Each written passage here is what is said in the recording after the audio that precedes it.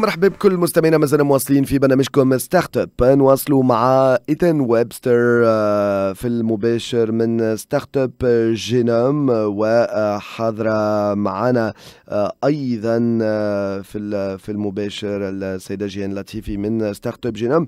جدوا لكم التحيه. Donc bonjour de nouveau.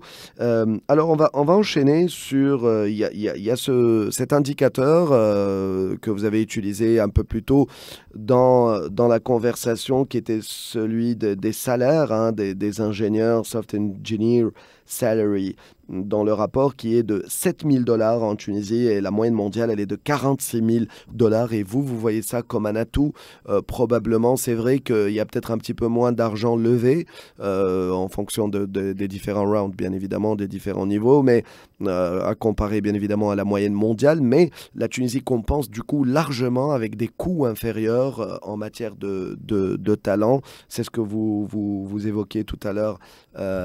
Ethan, est-ce que vous voulez commenter autrement ce chiffre, ou on peut avancer sur la suite du rapport? En termes de salaire, c'est très important de dire aussi que le moyen est différent dans les autres villes. Par exemple, c'est une histoire de le prix de la vie, le coût de la vie, mais aussi c'est une opportunité si le salaire moyen est plus bas que les autres, parce que ça donne plus de poudre aux startups pour moins d'argent, si c'est compréhensible. Oui, tout à fait. C'est-à-dire aujourd'hui, quand même avec le niveau de la vie, c'est-à-dire déjà les salaires sont peut-être à un niveau attractif, mais en plus le coût de la vie reste intéressant par rapport à ces salaires-là. C'est ça?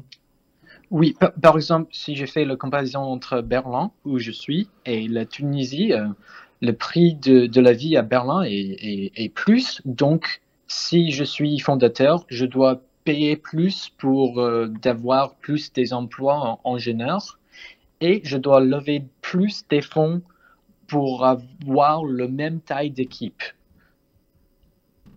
Donc, dans ce cas-là, il y a une histoire que ce pourrait être le cas, que les startups tunisiennes sont un peu plus compétitives parce que ça prend moins d'argent pour avoir la même taille d'équipe, Ouais. particulièrement aux les premières étapes.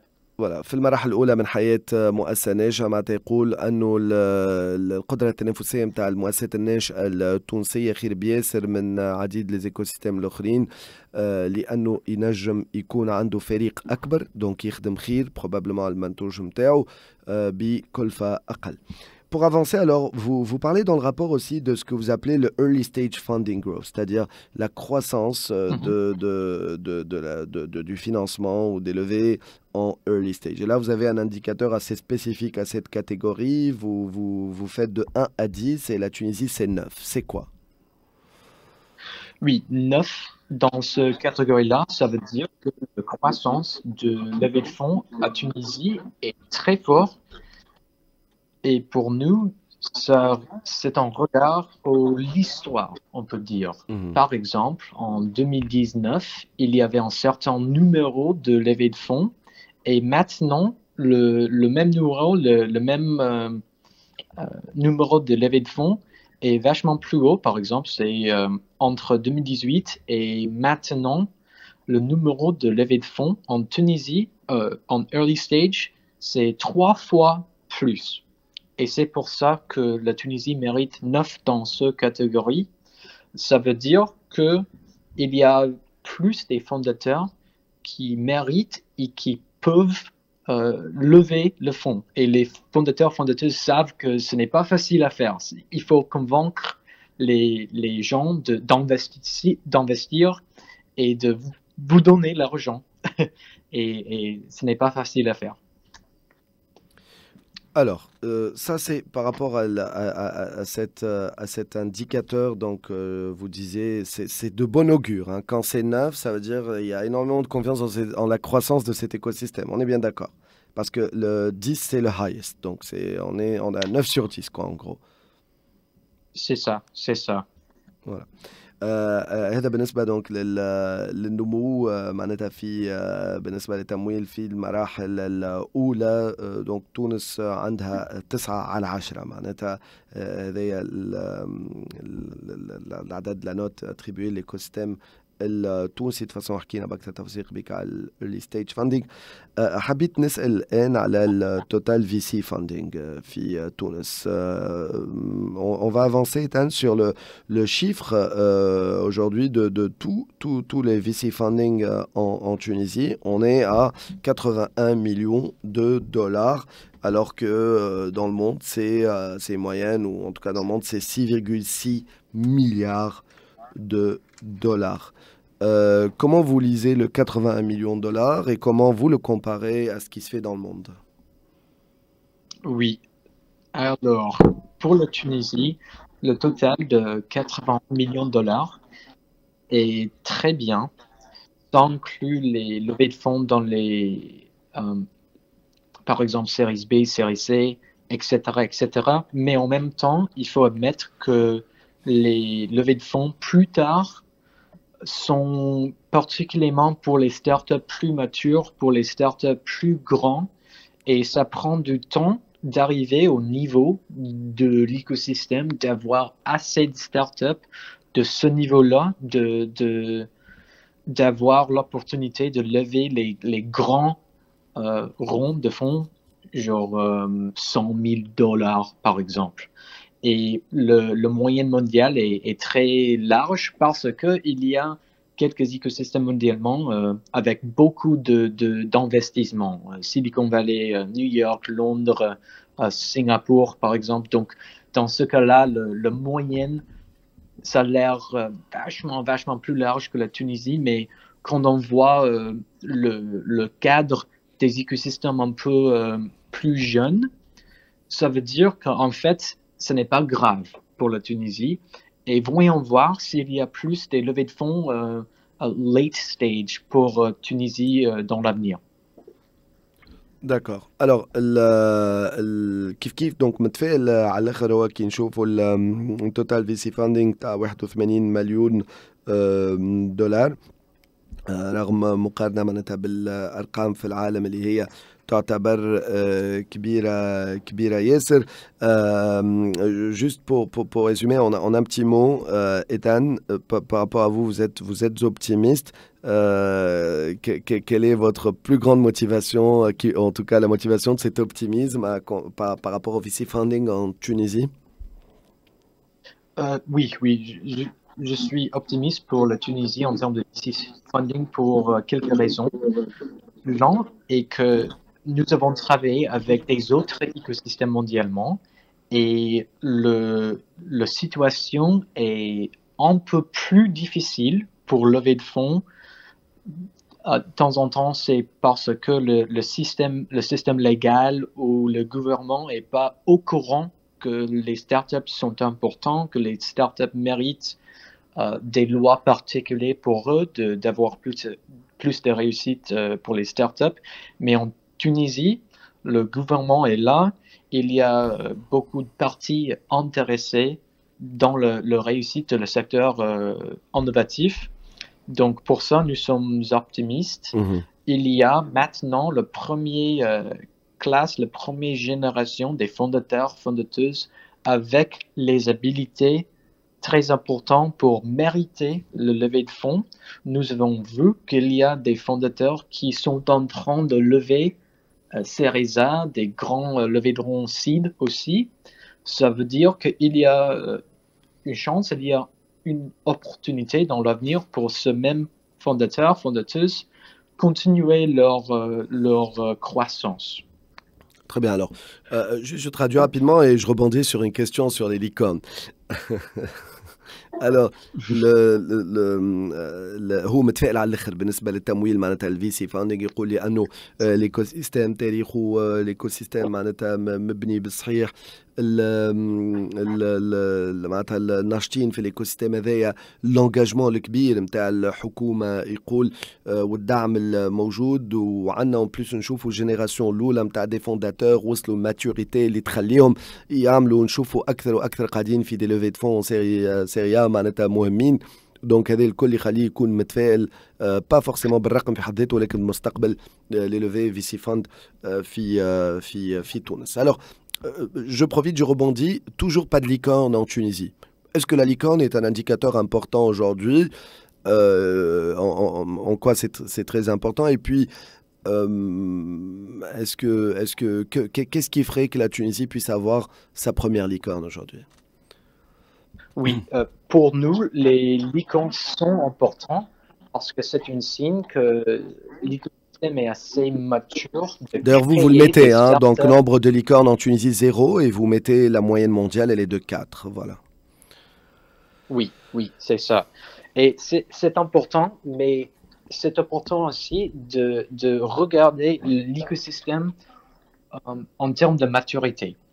Maintenant, la Tunisie est en train de créer la fondation de l'écosystème, d'avoir les capacités en termes de talent, en termes de levée de fonds, en termes de fondateurs, fondateuses avec les bons habilités pour grandir leur start-up. Puis, après ça, il y a en certaines classes des startups qui réussissent d'avoir une valeur de 50 millions de dollars, par exemple. On appelle ça les scale-ups. Et après ça, de temps en temps, il y a un startup très, très grand avec une valeur plus d'1 milliard de dollars. C'est une licorne. Mais si la fondation n'est pas forte, si la fondation est faible, c'est très, très difficile d'avoir la réussite en haut du pyramide. Et voyons voir si c'est possible de le faire en Tunisie. On pense que, bien sûr, c'est possible dans l'avenir, mais il faut d'avoir la base, la fondation très, très fort pour construire des autres étages plus hauts avant. يقول معناتها الفونداسيون مهمين، لازم نزيدوا نطلعوا في البنيه نتاعنا باش نجموا نحققوا لي بريمير ليكون. كان نلخص خاطر الوقت ما تجري ونقدم بالنسبه لبقيه الحوار. Time to exit, un indicateur important, un classique du rapport de Startup Genome. Le time to exit, vous allez nous l'expliquer d'ailleurs. Et en Tunisie, la moyenne c'est 11 ans. Et la moyenne mondiale, c'est 9 ans. Est-ce que ça veut dire c'est bien, c'est pas bien, on fait mieux ou au contraire, on fait un peu moins bien? On le comprendra déjà si vous nous expliquez c'est quoi cet indicateur que vous appelez time to exit.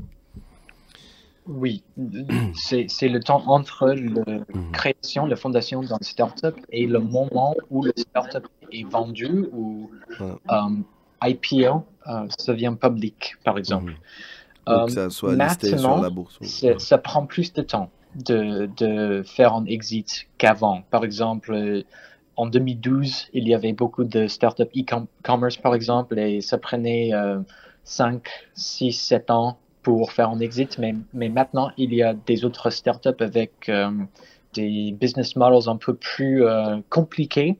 Ça prend plus de temps pour grandir et de réussir de faire un exit. Et c'est normal mondialement maintenant.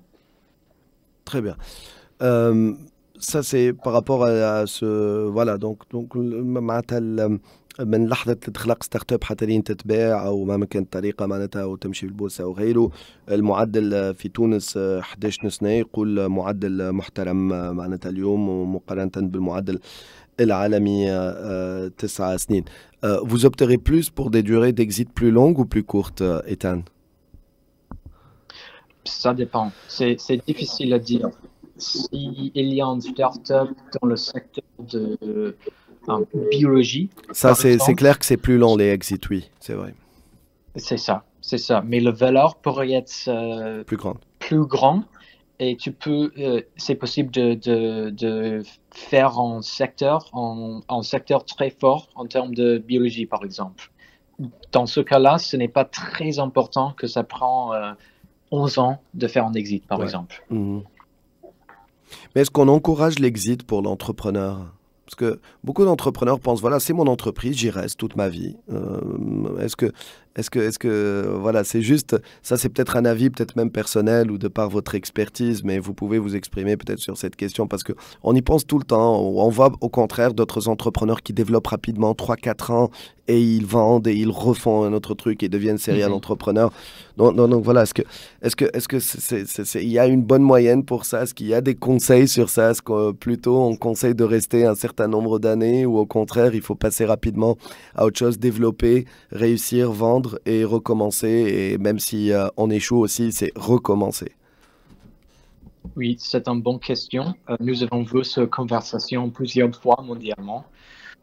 Pour nous, en parlant de la croissance d'un écosystème, oui, c'est important d'avoir les exits parce que quand il y a un exit, ça recycle les ressources et ça crée un cycle de réussite pour l'écosystème. Quand un fondateuse réussit de vendre leur startup, ils gagnent d'argent, les investisseurs gagnent d'argent, les emplois gagnent d'argent et ils gagnent de l'expérience que c'est impossible de créer si tu ne réussis pas de faire l'exit. Quand les fondateuses exit, ils commencent d'investir dans les autres startups, le prochain classe des startups. Ils commencent d'avoir des conseils. Ils conseillent les nouveaux fondateuses. Et ça, avec la fondation de l'écosystème, c'est plus fort quand il y a des exits. Et c'est pour ça que ça prend du temps. Il faut lever de fonds en premier. Prochain, il faut faire l'exit. Et troisième, il faut commencer de recycler, to give back au le prochain classe des fondateuses. سؤال معناتها مهم قالوا تطرح عديد المرات يعني اليوم لأنه سألته على اكزيت وسمعتوا الاجابه دونك اليوم المعدل في التقرير تاع ستارت اب جينوم 11 سنه، المعدل العالمي في هذه في تونس 11 سنه، المعدل العالمي 9 سنين. وقلت له ان فيت اسكو فما معدل غيالمون، شنو المعدل الباهي، شنو كيفاش ننظروا للموضوع هذا؟ اسكو تكون معناتها واحد 3 4 سنين يطلع ستارت اب وبعد يبيع يخرج منها ويخلي غيره او يقعد حياته الكل فيها، او معناتها فوالا يقعد يعاود يولي سيريال انتربرونور وحتى كان يفشل يعاود فماش فورسيمون كان نجاح، مي فوالا وينجح يكبر يبيع ويعاود حاجه اخرى. دونك موضوع مهم معناتها وسا ديبون بالحق معناها كل واحد كيفاش يشوف انت والايكوسيستم والمقاومات والفكره والمشروع بالنسبه للزكزت في حد ذاتهم. دونك اليوم المعدل 11 سنه. انت والقطاع اللي انت فيه كانك في بيوتك معناتها تعرفوا المشروع معناتها حاجه عاديه انه يطول اكثر معناتها لانك تقطف ثمار العمل نتاعك معناتها حتى كمستثمر او معناتها الانتربرونور الفونداتور بيدو ولا المستثمر تنجم تطول. وفما قطاعات اخرى وين تولي بالعكس طويله برشا كان تخلط التسعة و10 سنين que soit pour avoir un retour sur investissement ou que fondateur. Voilà.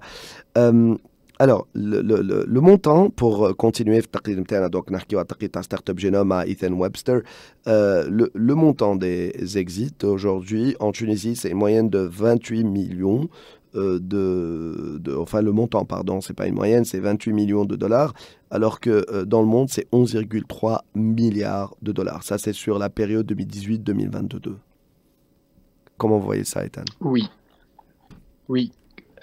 Je vois ça en les mêmes termes que le levée de fonds late stage. Ça prend du temps de voir des startups qui pourraient faire l'exit pour beaucoup d'argent. Et c'est important à dire aussi que la moyenne mondiale est très grande. 11 milliards de dollars, par exemple. En voyant qu'il y a Silicon Valley, New York, les autres grands écosystèmes avec les startups que tout le monde connaît, c'est normal que ce chiffre est très très grand en comparaison avec la Tunisie. Pour nous, c'est une question de maturité. Tunisie, je vais le dire encore, la Tunisie est en train de faire la fondation de l'écosystème. Et ça prend du temps. Rome wasn't built in a day.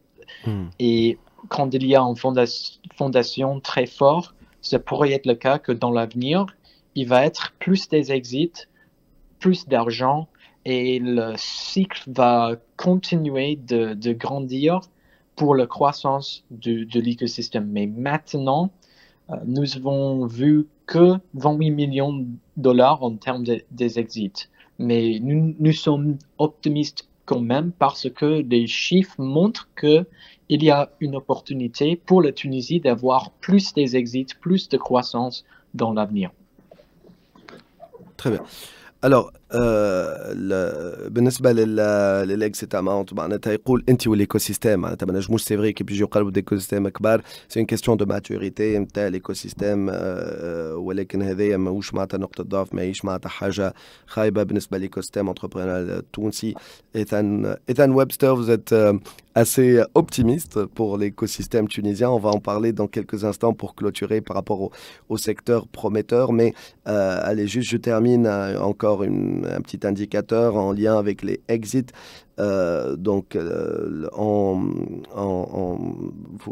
vous mettez un peu les exits qui ont eu lieu. Donc, en 2018, il y en a eu 3, pas en 2019, pas en 2020. En 2021, il y a eu un exit et pas en 2022. Voilà, c'est juste un petit indicateur. Si vous voulez le commenter, sinon on peut avancer. Donc, c'était 3, juste pour indication. La moyenne mondiale sur la même période 2018-2022, c'est 91 exits. Ou c'est peut-être le nombre de exits dans le monde, pardon, c'est pas une moyenne. Oui.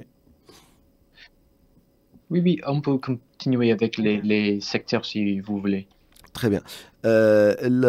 Pour clôturer, alors pour terminer, quels sont les points forts aujourd'hui que vous voyez, Ethan Webster, pour l'écosystème tunisien? Est-ce qu'il y a des secteurs prometteurs dans lesquels vous voyez une ébullition et s'il y a des entrepreneurs qui nous écoutent sur lesquels ils devraient peut-être se tourner, ou alors les investisseurs également, c'est qu'il y en a pas mal qui nous écoutent. Donc voilà, quels sont les secteurs prometteurs en Tunisie et qu'est-ce qui fait qu'aujourd'hui l'écosystème tunisien peut être attractif pour des startups carrément, là je parle même pas d'investisseurs, pour que des entrepreneurs viennent installer leur startup en Tunisie, démarrer leur startup en Tunisie, voilà.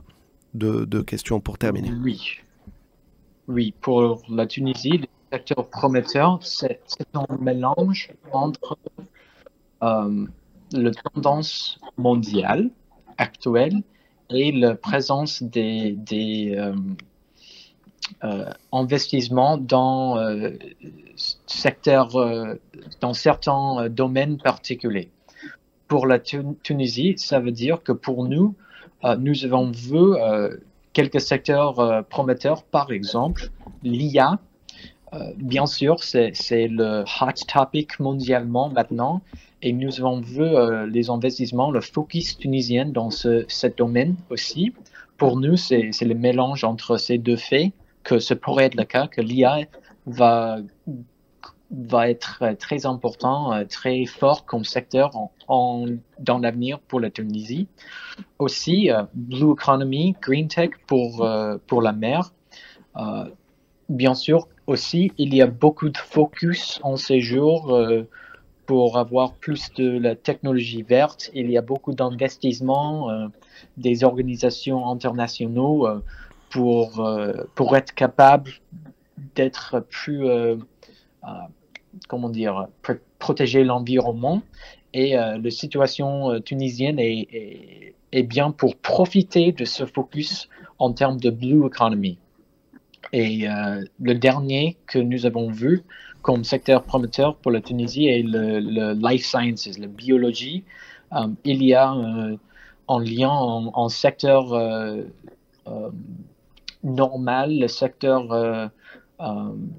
des entreprises normales qui sont déjà très matures en termes de life sciences. Il y a des liens entre l'Afrique, le Moyen-Orient et l'Europe.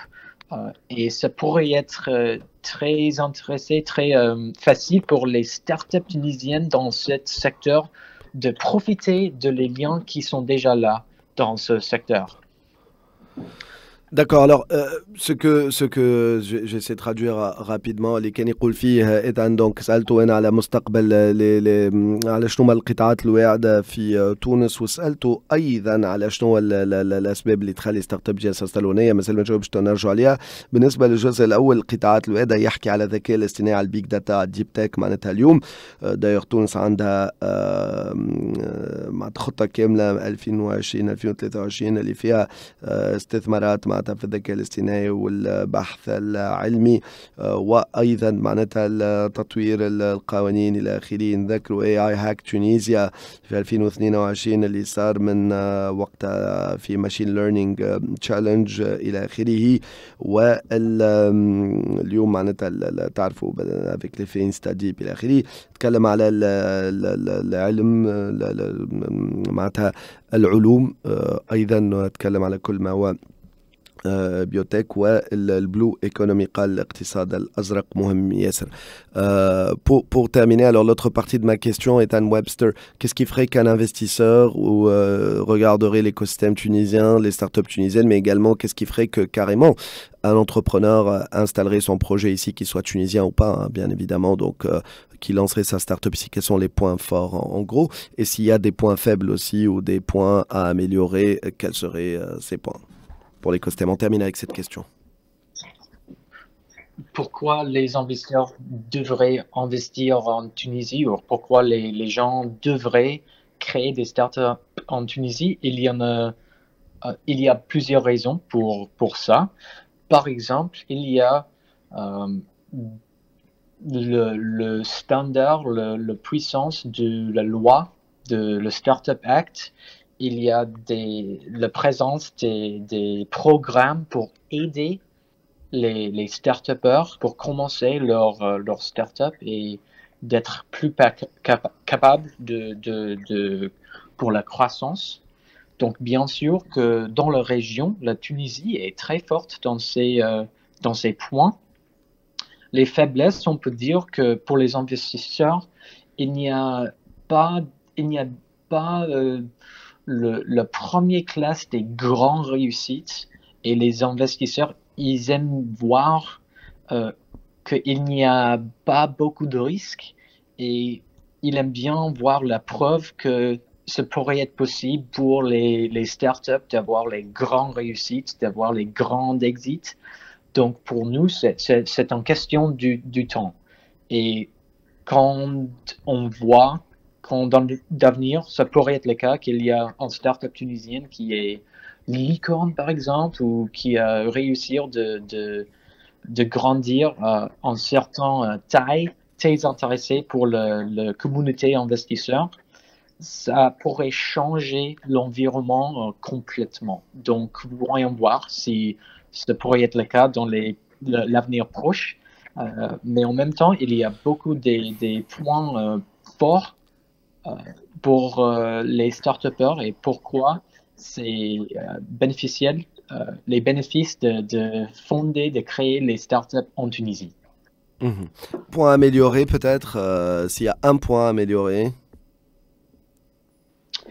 Un point amélioré, garder qu'est-ce que Tunisie font en ce moment. Il faut être stable, il faut être, si par exemple pour les investisseurs, ils aiment voir qu'il y a un certain niveau de stabilité, parce que dans notre vie, la vie de Startup Genome, Tunisie est dans une position forte. Donc, oui, c'est ça que je voulais dire. Rester stable. Rester stable. Merci beaucoup. Merci à vous. Merci Ethan Webster d'avoir répondu à nos questions pour cette émission spéciale où on a décortiqué le rapport. Merci Jeanne Latifi de Startup Genome également. Alors le prochain rapport, c'est pour quand? Le prochain rapport, on va lancer un rapport de Blue Economy, de Climate Tech en décembre au summit de COP28. Excellent, excellent. Et le rapport macro, donc c'est une fois par an, c'est une... Oui, le rapport macro une fois par an, ça va être en 2024. en 2024. Et bien évidemment, on peut suivre régulièrement sur le site de Startup Genome. Il y a toujours des informations, des news sur les différents écosystèmes. Vraiment, pour ceux qui s'intéressent à ce qui se passe un petit peu dans le monde de l'entrepreneur, vous pouvez trouver pas mal d'informations sur tous les écosystèmes, y compris l'écosystème tunisien. Shukran lik, Ethan Webster de Startup Genome. Merci encore une fois, Gianla TV, d'avoir contribué à cette émission. On a décortiqué selon Startup Genome l'écosystème tunisien. Merci à vous. Merci, c'était un bon plaisir. Merci, à très vite. اقعدوا معنا مستمعينا. هكا وصلنا نهاية حلقتكم لليوم. قعدنا بالترجمة وكل ممكن أكثر من الوقت برمجنا، ولكن حبينا فريمون نرجعوا من نظرة ستارت اب جينوم. ممكن أهم تقرير في العالم اليوم يسون فريمون انتريسي، وكما سمعتوا متفائلين على الآخر للإيكو سيستم التونسي. إن شاء الله احنا انتوكا نكونوا في المستوى لرواحنا ديجا ونقدموا ونرتقيوا بالإيكو سيستم متاعنا. سمعتوا فما مشاغل، فما حاجات لازم تتحسن. سمعتوا الواقع متاعنا، أرقامنا مقارنة بأرقام الآخرين دي شيفرا غولاتيفيزي كما هو قال. فما ارقام معناتها باهيه، فما ارقام معناتها ماهيش باهيه على الاخر. فما حاجات حتى تنجم في قراءه اولى تظهر مش باهيه، مي كي تجي تقارنها غيالمون هذيك معناتها كي نشوفوا اليوم مثلا ديلوفي في الايرلي ستيج معدل $100,000، ولكن يقول لك انت معدل الشهري للتالون نون سولمون دي تالون دو كاليتي مي ب $7,000 الوغ كو $48,000 في العالم. معناتها تنجم يقول لك هنا سي فغي باش تهز اقل فلوس، ولكن باش تعمل بيهم ايكيب اكبر ممكن معناتها وبكاليتي باهيه الى اخره. يعني دونك مهم ياسر نشوفوا الارقام معناتها، ولكن لازم يكون عندنا التحليل والقراءة الصحيحة فيهم. وتوا كانت عنا القراءة من الناس اللي خدمتوا التقرير هذايا اون لوكورونس اونتر اوتر ايتان ويبستر من ستارت اب جينوم. شكرا ليك رانيا منصور في الاخراج. تحية لكل الزملاء. وسيم بن عربي بحييكم، نهاركم مبروك. قعدوا معنا على موجة اكسبريس اف ام. ربي يحمي بلادنا ان شاء الله. ستارت اب